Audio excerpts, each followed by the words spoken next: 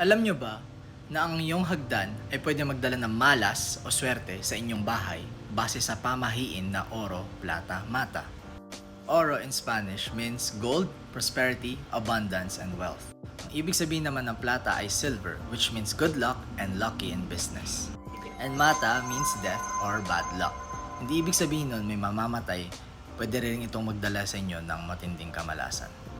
Kino-consider din ng mga architect ang pagde-design ng oro, plata, mata sa hagdan ng isang bahay.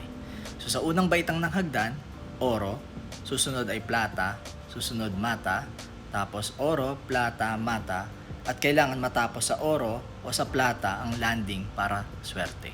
Dapat ang steps ng hagdan ay hindi divisible by 3. For example, 3, 6, 9, 12, 15 at lalo na kung 13. Sa inyo ba, ilan ang bilang ng steps ng hagdan? This is Architect Danny. Follow for more tips.